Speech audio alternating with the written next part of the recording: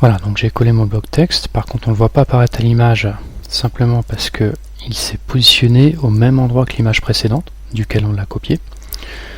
Donc il ne faut pas hésiter à jouer sur les zooms pour le voir apparaître.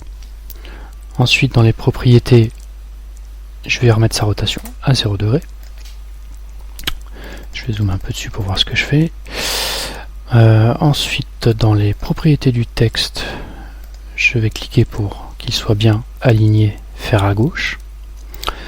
Ensuite, au niveau des couleurs, je vais lui appliquer l'orange Loustal défini préalablement avec voilà, bien une teinte, une opacité à 100%. Ensuite, au niveau de la saisie du texte, je vais faire quelques petites modifications.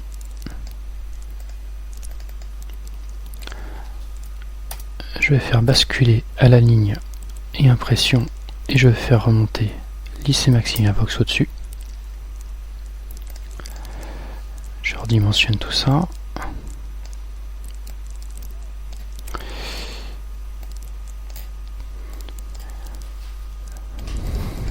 Et je vais le positionner ensuite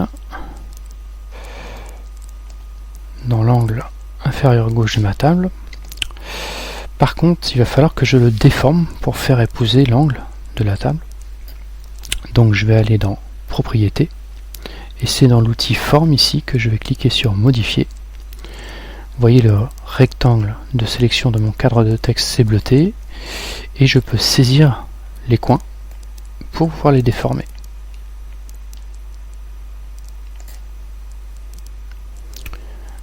Alors par contre, ok. Et ensuite je peux, en zoomant d'ailleurs je serai plus précis, je peux modifier le positionnement de mon bloc à ma guise. Là encore une fois, au visuel, on est pas mal, on peut penser à se servir de l'outil prévisualisation pour voir le résultat final. Si vous voulez modifier votre image et que vous n'y arrivez pas, simplement c'est que vous avez oublié de décocher l'outil prévisualisation. Voilà. Ensuite, on va pouvoir faire la finalisation, donc on va rassembler les éléments pour la sortie, on va inclure les polices, on va inclure les profils ICC, on va lui donner un nom, admettons que je l'appelle CP3, je fais OK, et ensuite on va exporter notre PDF. Donc on laisse en PDF X4, on rajoute des traits de coupe, on va leur mettre 4 de longueur et 2 de décalage, millimètres. On pense à laisser cocher utiliser le fond perdu du document et on enregistre. Ensuite, on va aller regarder ce que cela nous donne dans notre répertoire document.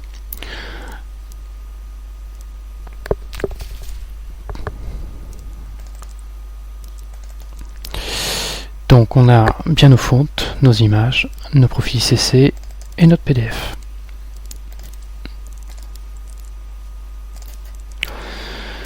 Voilà, les traits de coupe, fond perdu, cadre de texte,